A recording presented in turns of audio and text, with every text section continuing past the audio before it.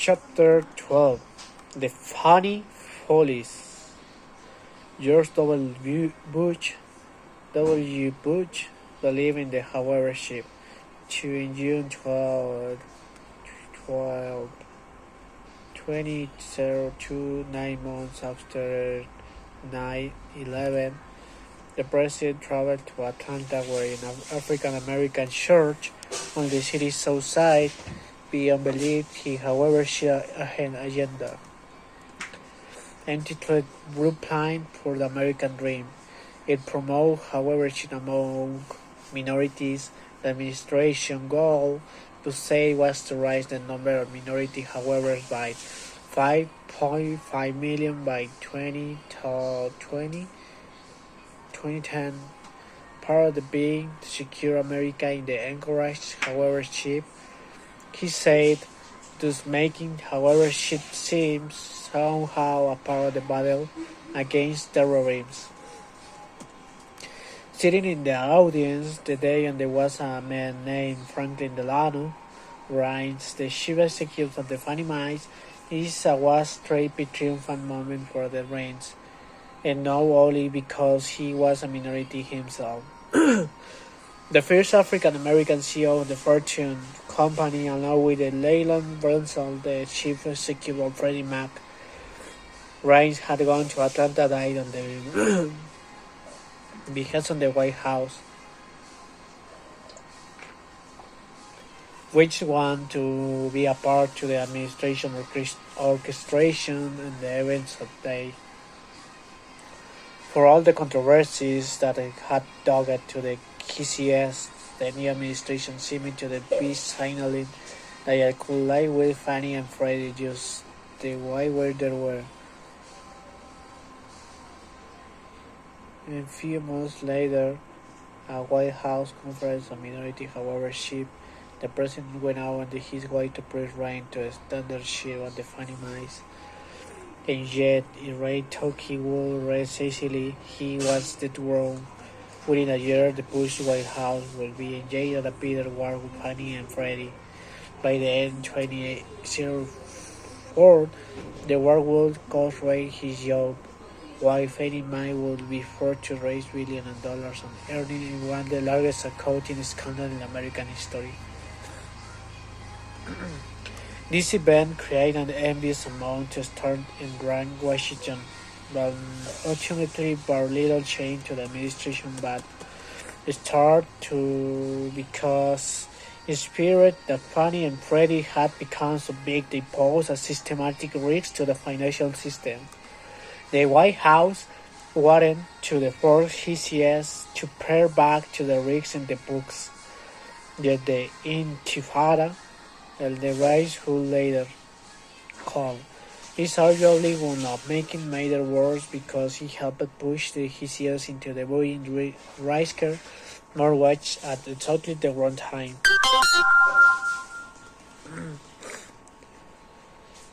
Frank Rice, as everyone called him, won the quintessential postmodern oratorial, where Poe attached himself to the meritocracy and rallied, and the party was won. He worked in the city, his father a custodian for the city park department, his mother cleaning woman for wine, accompanied parks department, his mother after became 20 miles. She already later recalled to the father didn't make enough money to get a 30-year fixed rate mortgage. The only way he could buy a home was to pay an exorbitant rate of interest on hard money lender. Reigns earned a scholarship to Harvard, where to join both the young Democrats and the young Republicans, and was named a Rhodes Scholar after graduating from Harvard Law School. He interned in the Nixon White House in the survey in the Carter administration before leaving to become a partner at Lyster Favors, where he spent the next 11 years deciding that he had enough on the non-stop travel that was the life of the investment banker. When Reis asked to the president to home loan the Joe who asked Clinton replied, "Until you balance the budget within 2 years in Clinton administration had either produced a balanced budget." Within 2 years, the Clinton administration had either produced a balanced budget, the first in the generation for which Reiner reposed enormous credit when they returned to the Fannie Mae in 1998 with a promise from Johnson that he could take it over. His political style could not have been higher, charismatic, smart, and true. He had extraordinary presence, recalls Andrew Lowenthal, a lobbyist whose clients once included Freddie Mac. There were people in Democratic circles who speculated that might someday become the first black president of the United States. By all appearance, the Fannie Mae that Reiner inherited was a well-oiled machine in order to dominate the traditional mortgage market, warranting almost $750 billion worth of secured mortgage, many under 30-year fixed rate loans. It was so powerful that it essentially dictated the terms under which prime borrowers could get such loans.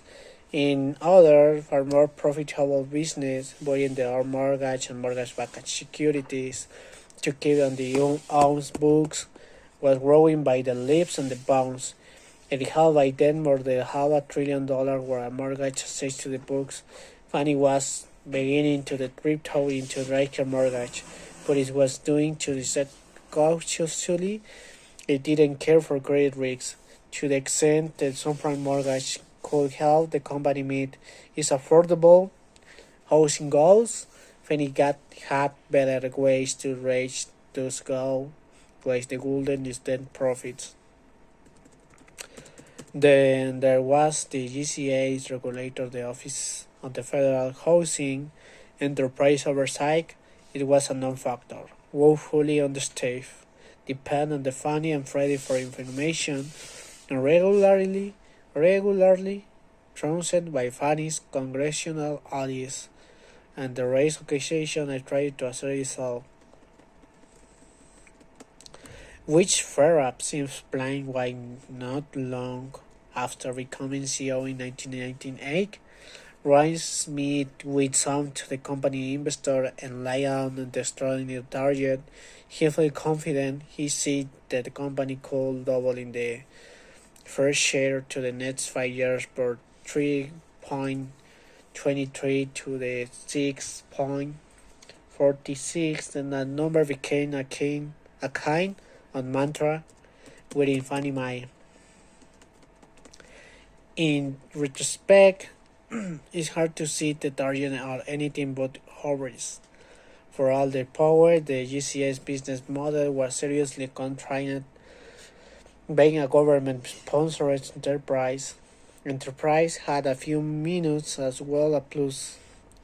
One of the major drawbacks was the Fannie and the Freddie Carters prevent them from diversifying into the other business. The only business they could be in was they already dominate the secondary market for home mortgage, and with the rate, however, should approaching the 68% by the 1902. How much could the market really grow? A former Fannie executive recalls that after Rainey announced to the new target, all the vice president in the company looked at each other and said, "How is this going to work?" In truth, the only way Fannie Mae could continue its rapid growth was to keep spending to the controversial mortgage portfolio. If you recall, there was no particularly good housing reason for Fannie Mae to have such a gargantuan portfolio, especially in a good time when there were plenty of the buyers on the mortgage and mortgage-backed security. At that time, an argument could be made that was important for Fannie and Freddie to buy a mortgage to keep the mortgage market going. Since the financial crisis, in fact, That's precisely what the GCS have been doing. Taxpayers will be the ones pick up to the top. After all, Fannie had come close to the brink many years earlier before David Maswell saved the company. Is there was on the thin rise on the inherited from Jim Johnson. It was pugnacious attitude toward anyone who did dare criticize Penny Mile, in that in sometimes Semites were trying to do out his predecessor. I think Frankfurt was the couldn't be took a note and he overcompensated. Says a former Fanny killed for his parents who later say, "We never had any illusion at Fanny that we were all powerful. If we were all powerful, we wouldn't have to fight funny battles. I'll die every day." He felt beside, as Fanny might really did to become beside. To this ferocity and Fanny respond to the company and the country ultimated remain. The first real shoot across Fanny was during the Renaissance camp even before the Bush administration took office. Towards Larry Summers, who was by the Treasury Secretary, decided to come out to the in favor to the reforms. There was no way Baker while Bill was going to pass. The combination of late Duke Democratic administration, a Republican-controlled Congress, and Fannie and Freddie's political power made it obvious. But Summers wants to sound his alarm about the portfolio risks. He got the White House to agree. It was strange, in a way within the administration. Summers invariably took the risky position that the market was better equipped to the recon side and handle risks than the Washington regulators, unlike Greenspan. Summers believed that the market cure a problem blind him to systematic risks. Their well-wielding policymaker couldn't see, but the moral hazard posed by Fannie and Freddie that they could see plain is day. In late 1999, Summers made a speech at the Women in Housing and Finance Conference, which included one sentence about Fannie and Freddie. The base about systematic risk should also know inside government-sponsored enterprise we are larger and growing rapidly. That one line they got Fannie attention. Summer got the first day in Fannie legendary pushback. Fannie Vice Chairwoman Jamie Gorelick called Treasury to the complaint about to the attack ranks, called Summers personally, but spreads outrage. A few months later is was take your daughters to work day. Summers brought to the two daughters, and one former Treasury executive recalls another employee say to them in a reference to ECS, "What would you tell your daddy? Judy, is there any people who are doing to lower harm?" And Daddy could take it down with the mic and Daddy's on, or nothing he does may do any good. "Oh, is Daddy like Rosa Parks?" asked one summer daughters. Finally, on March 22, Assistant Treasury Secretary Gary Gensler testified in favor of Baker Fields and Behal's on the administration. Among other things, he said that the USA Treasury should consider cutting and the GCF 2.5 billion lines of the credit with the federal government.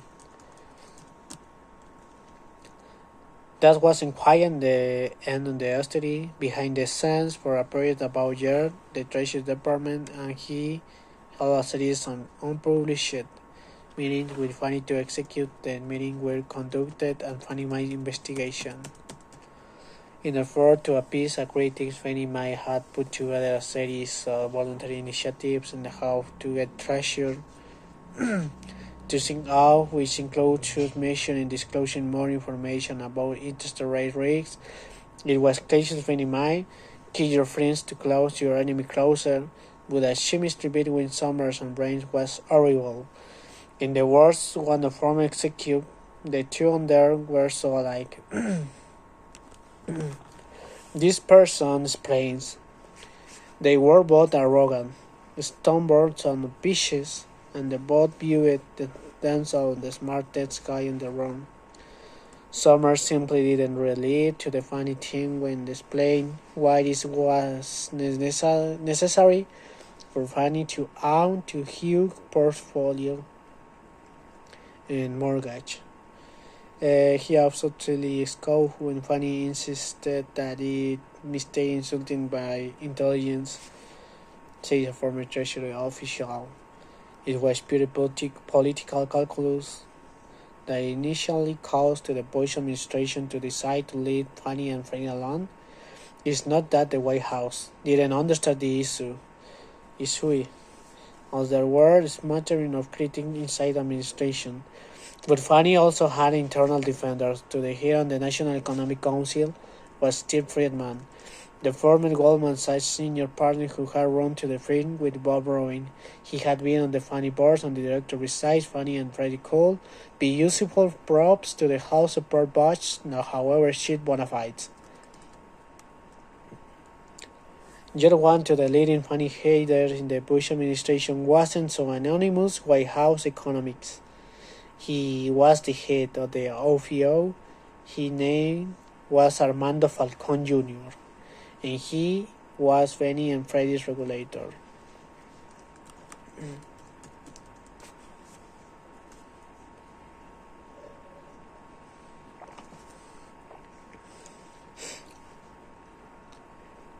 Government before lending a job in 1919 as general counsel on the House Banking Committee. After losing a race for Congress, Falcon was nominated to head OFO. He was in the early 40s when he ran the agency, and the seemingly shy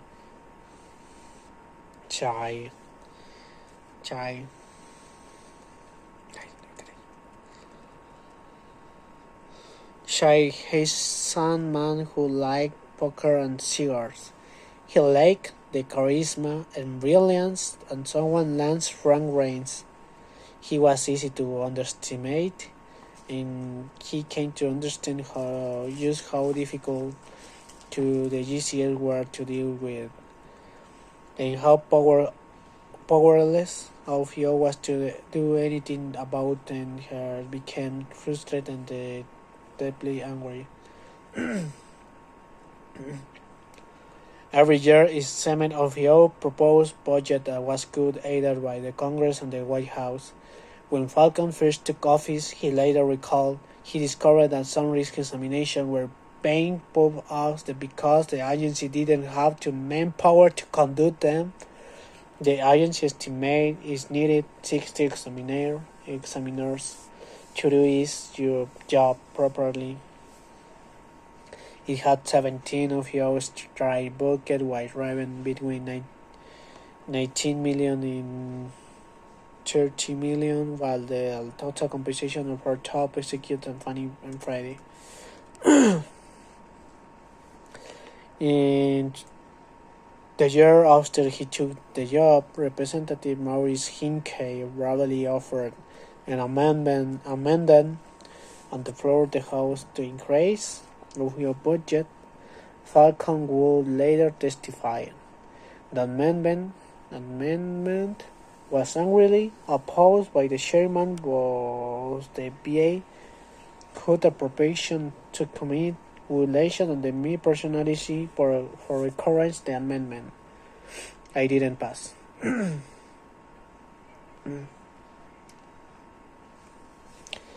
Most of the companies who have set some much criticism with the most pre-release brutal. But But according to Falcon, Rains and Fanny Mines immediately went to overkill mode. A few days before the report was said to be sued, when Rains called Falcon and asked him no issue when I refined my plans. Falcon later said he trained to ring to me. And the agency finally lobbies the call Treasury and the regulatory agencies, asking them on the OFIO not to redact the report.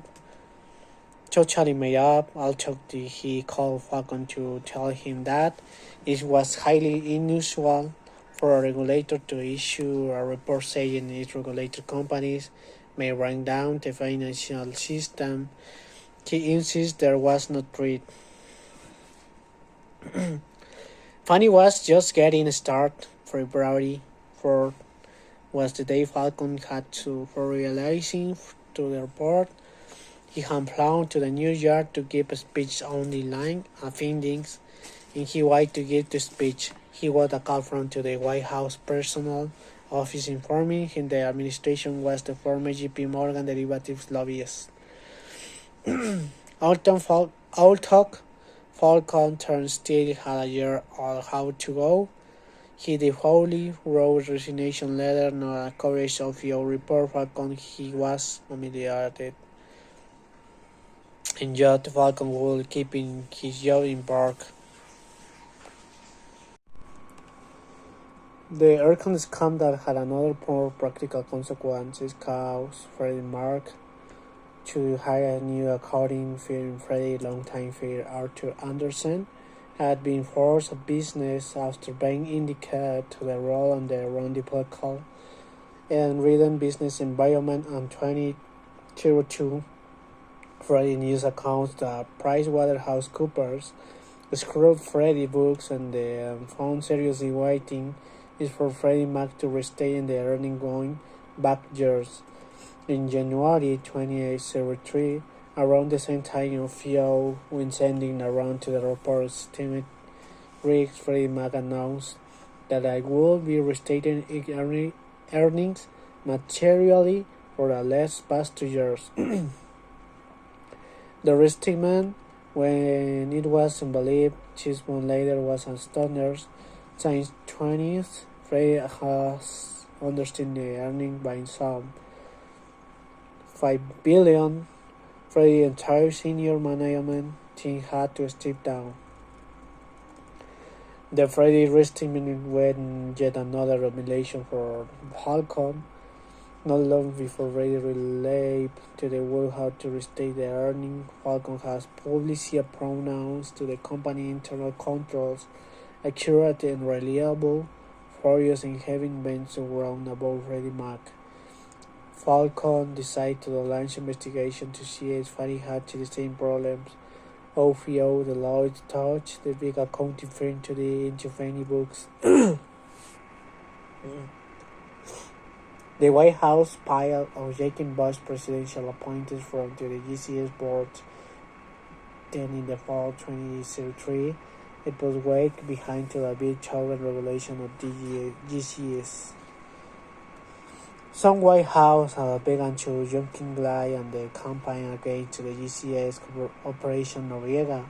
After a strategy, the United States used the role for former Panamanian strongman Manuel Noriega.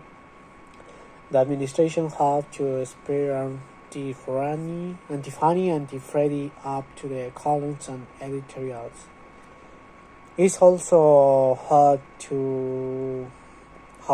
the act which announced the will begin steadily increasing the GCA affordable housing goal for 50%, the purchase to the 56%.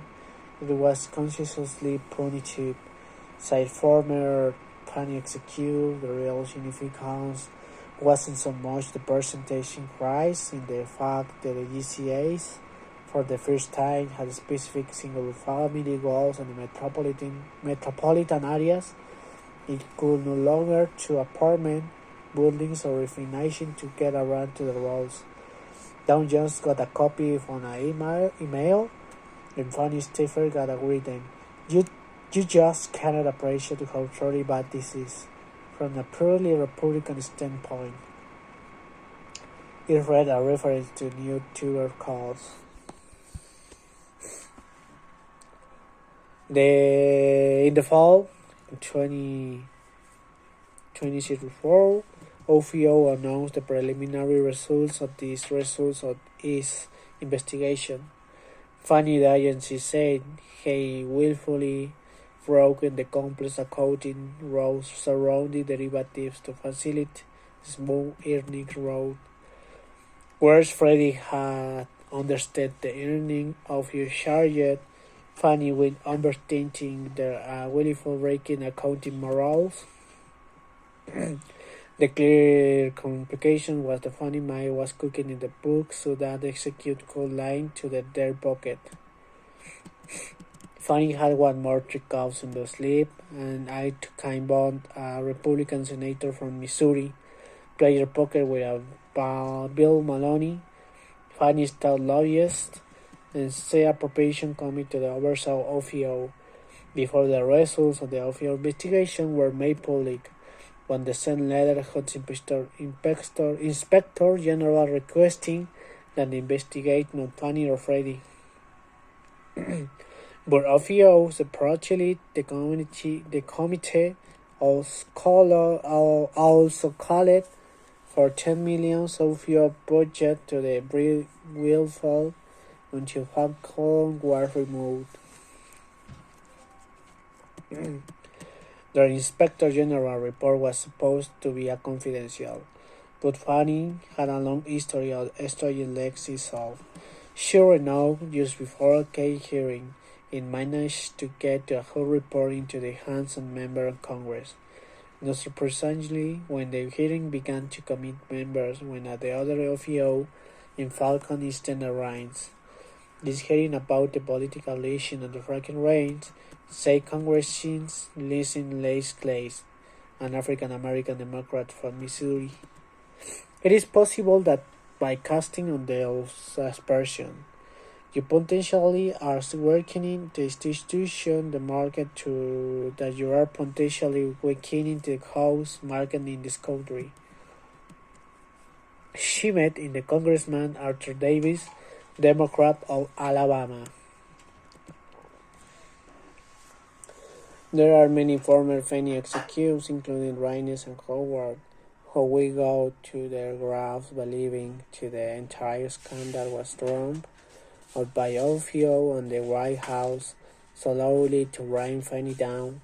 In August 2006, the Justice Department took the right step for publicly announcing that it was roping investigation into Fannie Mae accounting. No criminal charges were ever filed for the matter's sake. An investigation by the law for pound will exonerate Rain for any wrongdoing, while OFIO settled with a range of awards. It is a term that can only be described as incredibly generous. The bold recognized settlement, some 25 million, came from stock options that had received the words on the money. They likely never were anything anyway. Rains today described the accounting scandal as this poor among accountants because Fannie outside accountants hit a rate with the original interpretation of GAAP. Derivatives accounting is incredibly complex, and the line between slumping in aggressiveness and fraud is often difficult to discern. The fact that the SEC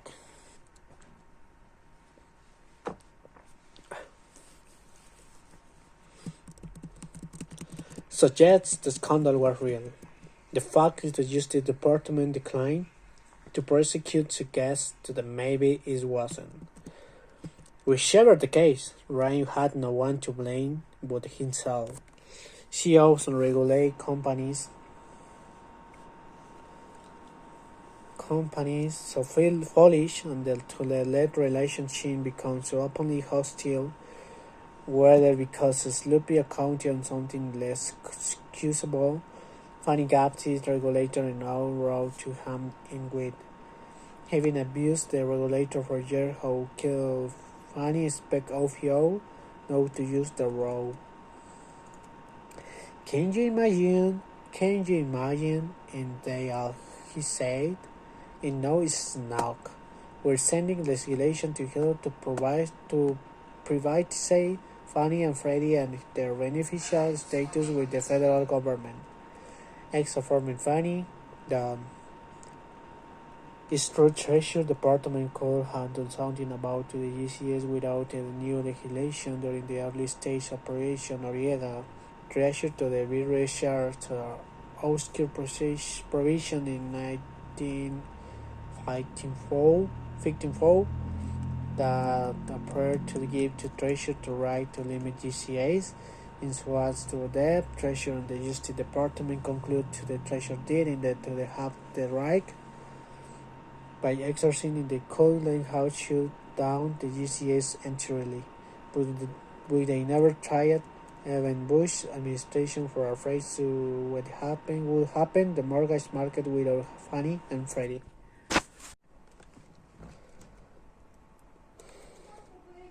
Fannie new CEO was Daniel Mood.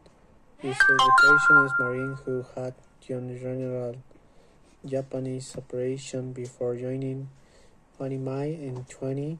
The son of the world now television journal The Journal.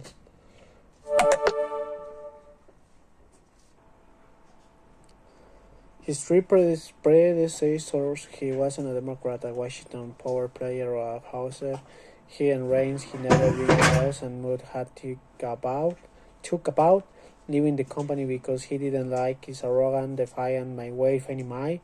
As he later put it, when they became CEO, he embarked on a strategic conciliation. It took for a very long time that was for a foul because we were heavy-handed because he had a propaganda machine. He said, too, he tried to push things on the Wade administration, and when in the White House they would take his call. On the other hand, the White House were the less, and the problem why Washington had been transfixed by the fight between Fannie and the White House, hunting every bit is dramatic, was taking place in the marketplace. There was no question about why this was happening. The super mortgage originator were starting to dominate the market. They didn't. The prime mortgage originator were starting to dominate the market. They didn't need Fannie and Freddie to warranty their loans, and for the most part, didn't want to the GCAs moving around to their business. The super originators sold their loans straight and towards street which, unlike to the GCAs, didn't really care whether they could be paid back. The subprime market needed to the companies who created the rules to go away. Says subprime entrepreneur Bill Dallas, Fannie and Freddie were in the penalty box. They were done. The Fannie market share dropped the company. Investors were restless that Fannie had City Group to the local what City called a strategic alternative to maximize to long-term finance.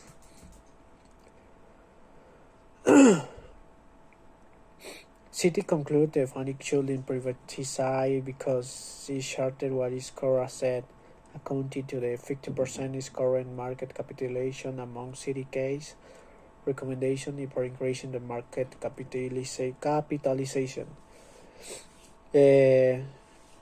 Fannie relationship with its biggest customer countrywide was also increasingly difficult in some years. Countrywide generated a quarter of the loan purchased by Fannie, and the company had loans for certain on the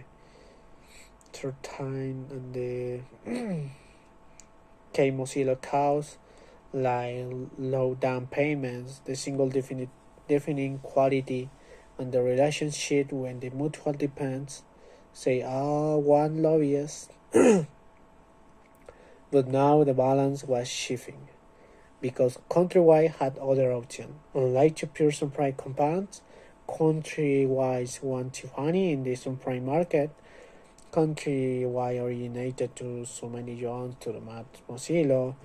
What is many Boyers and he could get everything funny besides countrywide, like the idea of the having a funny imposed to order on the white walls and the sun print with the insistence in the sun underweight start that would probably help countrywide, where is a long history of working hand in the hand. When GCS heard the pure prime companies and like Ameriquest in new century. The new housing goals on the Bush administration also reached in the pressure who was finally going to achieve going to gold without an in-person prime mortgage in the books. The project it had carefully tolerated for long income borrowers were no longer appealing in a world where those borrowers could get much a bigger mortgage for a subprime originator by making up their income.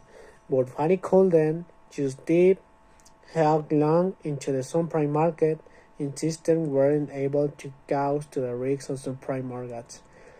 We are not even close to having proper control process for credit market and operation risks. Wrote the company chief's credit office, Erica Davicia, and animate the irony was painful. Who had increased to the toning Fanny's housing goals and the precise moment when the market was willing to make loans. Ostentable loans to the quickest sources to be sure to any low-income person who wanted one. The difference between what the market produced and the what he had to produce with bigger and bigger. There is a former Fannie executives.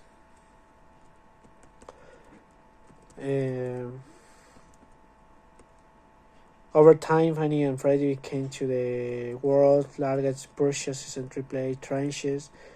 In the per year in 2004, the GCS bought about $1 billion of AAA, so 44% in the market, while there were plenty buyers for AAA. Raise security, this very size on the CSAs, purchase undoubtedly helped inflate to the housing bubble. Putting AAA subprime security on on these books was like some of the funnies on the other methods or meetings. Meetings.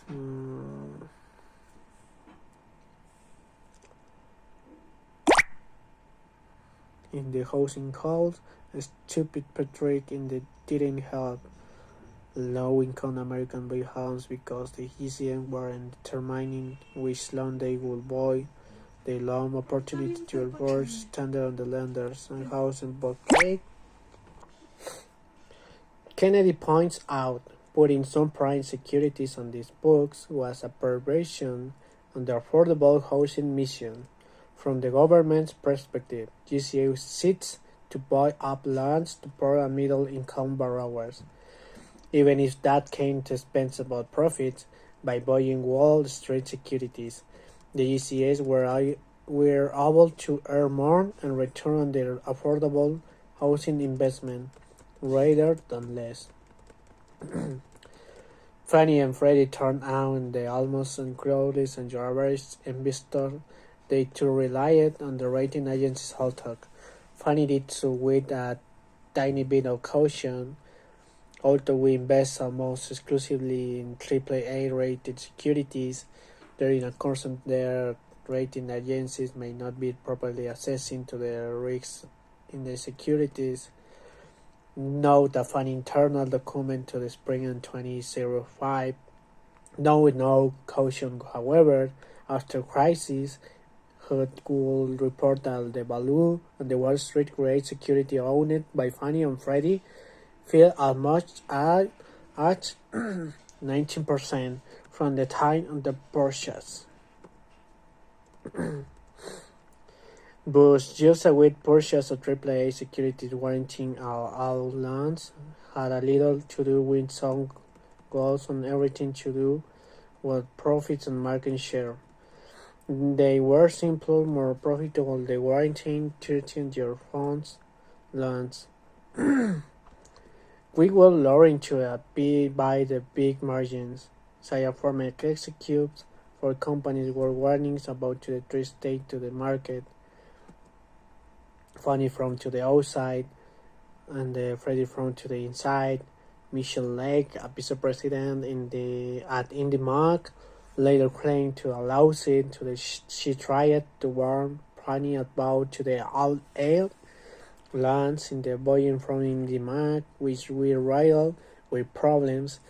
Fannie didn't respond and in crisis purchase and lost from the company according to the lawsuit.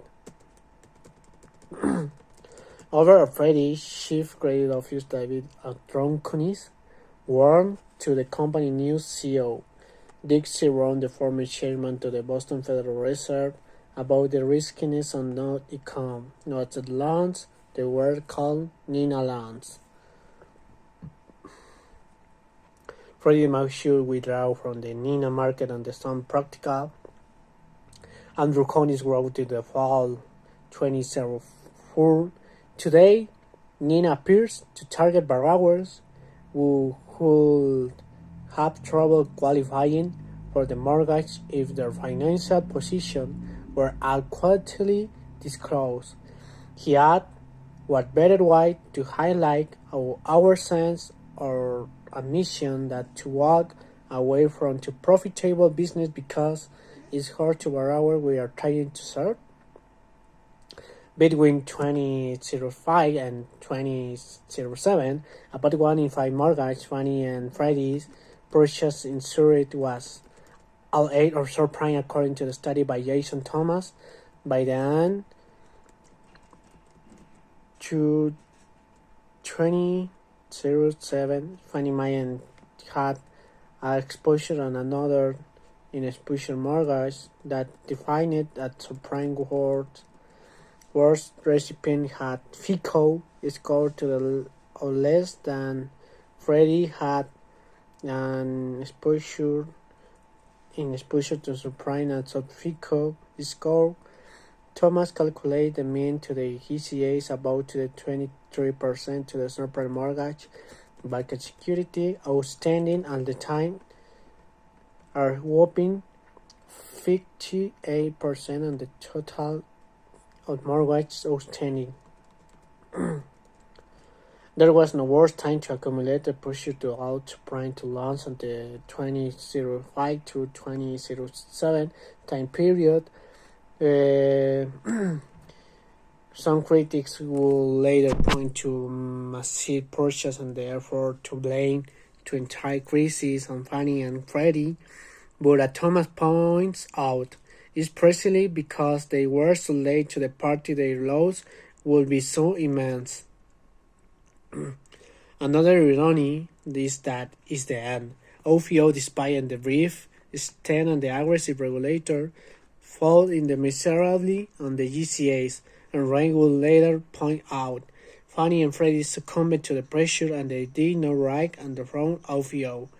After a coaching scandal, OFIO had to examiners in Fannie office on the full-time basics. There was very little that Fannie Mae did to the OFIO did know about the OFIO 2006 report to the Congress had a cover letter that the read in the part OFIO is working with the right to suspend to affordable housing goals in the agency while they churned the GCA's capital position in any moment along the way. OFIO could have stopped the GCAs from buying risky loans by citing safety and soundness concern, but it didn't, like the other regulator, who were charged with looking after health to the financial system. OFIO simply didn't appreciate the great risks until it was too late.